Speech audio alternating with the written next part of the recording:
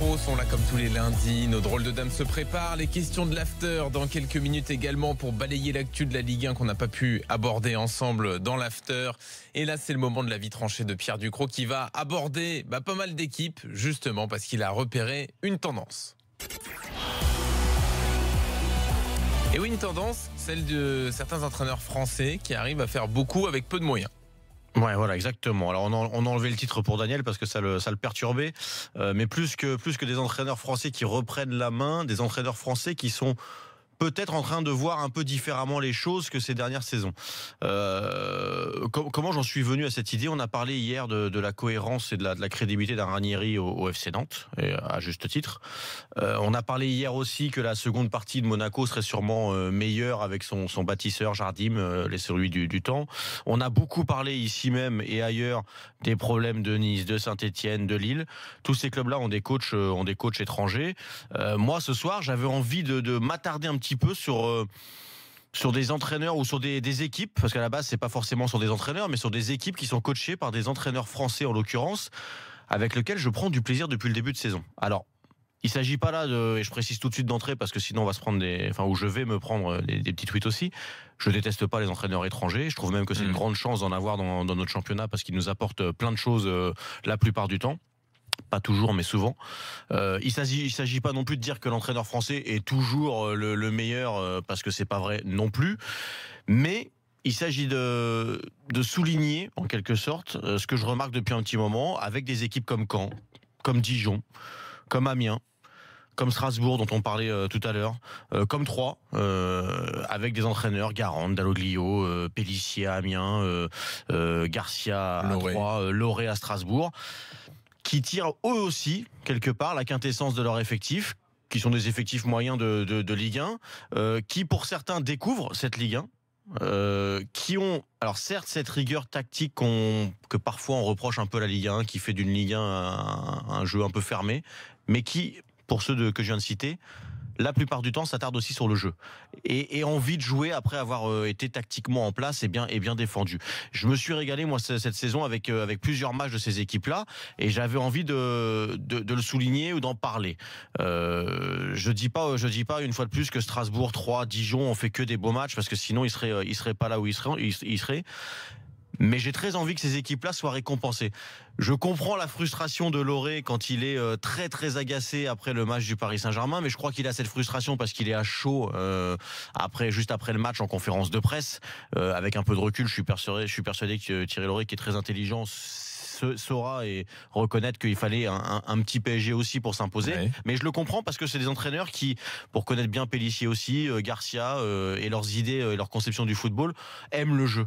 Et on n'en parle pas souvent. Et nous ici, je me suis aperçu en y réfléchissant qu'on n'en avait quasiment jamais parlé. Vous allez peut-être me faire démentir, je sais pas, me démentir.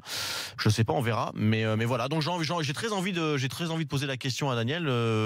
Est-ce que pour toi, ces équipes-là, par le jeu, vont pouvoir finir devant des équipes ou vont pouvoir en tout cas accrocher des équipes comme, je sais pas, des équipes qui sont devant, comme Nantes par exemple, voilà, qui ferment extrêmement le jeu, même s'il y a autre chose, comme Montpellier par exemple, qu'on a vu hier contre Marseille. Est-ce que tu n'as pas envie de les voir devant et est-ce que tu penses ça possible ? Voilà, c'est un peu ma question du soir.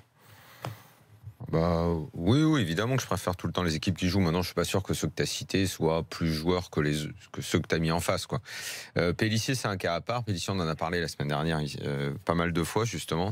Donc finalement, on allait dans ton sens à ce moment-là. Mais tu sais, l'année dernière, on a beaucoup parlé de Gourvenec.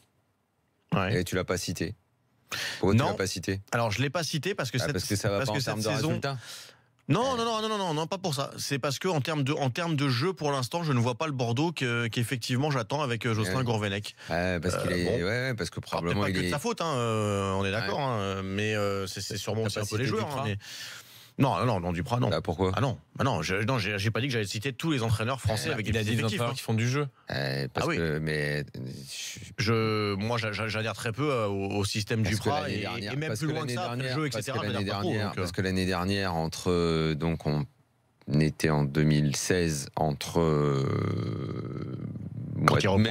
2016 et le mois de novembre 2016, tout le monde en parlait en bien. Ah non. Quand Oui, mais il là, tu veux dire parce qu'il est sauve, etc.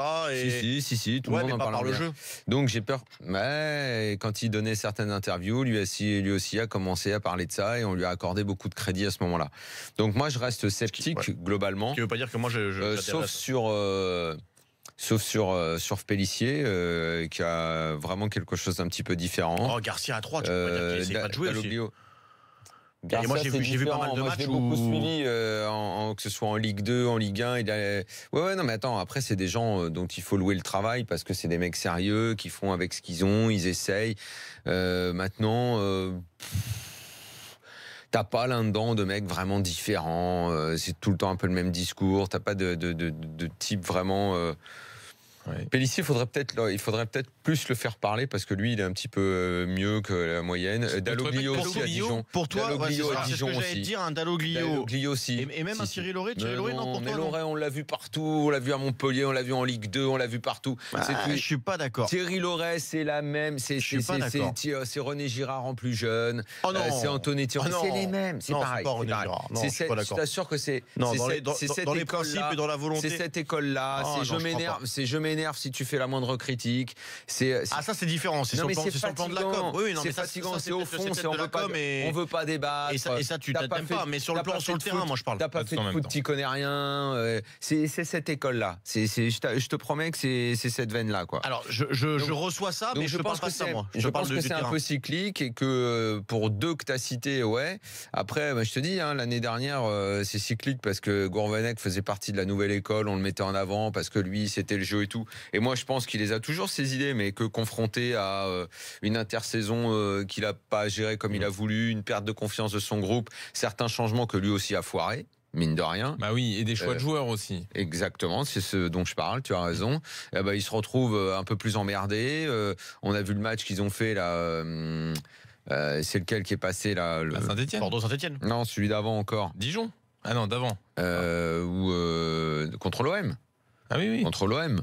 Pas bon, à attendre, sans véritable initiative, à part au début où ils avaient mis une sorte de pressing, histoire de donner bonne impression d'entrée avant de se replier derrière. Donc, je sais pas. Le discours sur l'entraîneur français, il est un petit peu plus profond. J'en ai parlé avec Hubert Fournier la semaine dernière, là, le DTN. Moi, tant qu'on m'aura pas montré que pour passer les diplômes, tu peux être autre chose qu'un ancien joueur, tu peux arriver avec des idées différentes et l'instructeur va pas te dire que t'as pas le droit d'en avoir. Quand on aura des coachs, ça, je suis d'accord. Et tu trouves pas que ça change un peu ça, quand même? Mais ça change pas justement. C'est ça le problème. C'est qu'ils ont pas ouvert le truc. Oui, ils ont pas ouvert. À la Fédé, oui. Mais à la Fédé, ils ont pas ouvert. Mais je pense qu'il y a tu sais combien ça coûte une formation d'entraîneur? Très cher. 25 000 balles. 30 000, tu peux aller 30 000. Ah, je m'étais arrêté à 25 000. Non, parce que tu as le coût de la formation, mais tu as l'hébergement que tu payes en plus, tu as la nourriture sur place, etc. On s'ouvre pas aux horizons d'hiver. On est toujours un pays où Jardim, Mourinho, Sarri, ça n'existe pas et ça ne peut pas exister.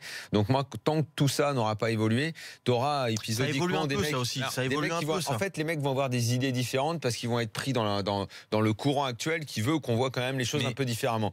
Bien à eux, d'enfin changer la mentalité. Mais dans leur formation, je sais que le président de l'UNECATEF, donc le syndicat des entraîneurs, est toujours le même.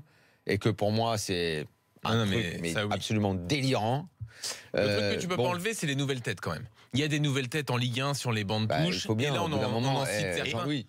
Ces nouvelles têtes font partie plutôt d'un courant qui est un peu différent. Oui, évidemment. Pendant combien de temps je vous ai entendu vous plaindre de ça dans l'after? La recyclage, la machine à laver, il fallait bien que ça s'arrête au bout d'un moment. Tu sais, on a quand même fait bouger 2-3 trucs. Déjà qu'il y ait des Dalloglio et des Pélissier, il y en a peut-être pas beaucoup, mais au moins qu'ils soient là, c'est bien. Bien sûr. Et Dalloglio, on n'insiste pas. Pélissier, il est là parce qu'il a fait les différentes montées. Sinon, tout lui était fermé. Il pouvait pas. Oui, non, mais c'est compliqué pour tous ces coachs-là. Ça, je te rejoins. Ce qui n'empêche pas qu'il y en a certains qui arrivent à passer au travers des mailles du filet. Et encore heureux qu'on a certaines mentalités différentes. Après, rien ne bouge. On reste toujours le pays où les gros clubs, à part Lyon, qui est très franchouillard, ne veut plus d'entraîneur français. Tu vois, notre plus gros club n'imagine absolument pas de bosser avec un entraîneur français, par exemple. Quand Emery va partir à la fin de cette saison, ils l'ont fait longtemps. Ce sera un étranger. 3 ans. Ouais, mais bon. non sans critique Après, et non sans ça se termine comme ça se devait se À ce terminer. niveau-là, parce qu'on va rester objectif, on va pas mettre encore Pélissier au PSG. Donc t'en as pas. À ce niveau-là, qui pas. tu vas chercher? Non, t'en as pas donc beaucoup. t'en as pas, donc c'est un vrai problème. Ah ça, pour Donc, ce ça veut dire- niveau-là, ça veut dire oui. t'en as pas. Pour ce niveau-là, Alors que oui. tu peux avoir un Italien, un Portugais, tu peux avoir. Ça, je suis Il y a d'accord. que les Anglais qui vont faire pire que nous à ce niveau-là. Enfin, bon, voilà. Alors, en Allemagne, tu te retrouves avec des Klopp. Tuchel bosse plus, mais le gamin là, Nagelsmann. Je sais pas, j'ai l'impression que ça bouge un petit peu plus dans ce métier, quoi. Et la Mouchi, on le met où? La C'est Mouchi, un moi peu j'ai tôt envie de pour voir. juger. Moi. Non mais Ouais, vraiment j'ai c'est envie un de voir. peu tôt. Moi C'est un peu tôt. j'ai toujours trouvé ce type. D'ailleurs sa réaction là après les 2 victoires. Ah, je voulais en parler dans les questions de l'after. Magnifique. On le fera dans un instant. Ce type est très intime. Mais moi, je le suis et je l'aime depuis longtemps, même quand il dirigeait la Côte d'Ivoire, alors que ça s'est pas toujours bien passé. Mais qu'il n'empêche, si tu en parles à Drogba ou à des gens comme ça, ils n'en diront que du bien. La Mouchi, j'ai envie de voir parce que franchement, ça m'intéresse de voir ce que ça va donner. Très bien, justement, on va en parler dans un instant de Sabri Lamouchi. Dans les questions de l'after, on parlera également de Lille. Rien à dire, j'ai tout dit sur le Sur Lamouchi. Non, mais on attend de voir, c'est vrai. Non, mais il y a d'autres choses quand même qu'on va pouvoir développer sur Rennes et sur les autres clubs de Ligue 1. On vous attend également au 32-16 sur le hashtag RMC Live sur Twitter. Et puis aujourd'hui, grâce à RMC, on vous offre l'expérience incroyable comme depuis quelques semaines maintenant. Vous pouvez essayer la chute libre, la conduite sur circuit pour tenter de gagner ce très beau cadeau. Envoyez After par SMS au 7 32 16. Bonne chance et à tout de suite.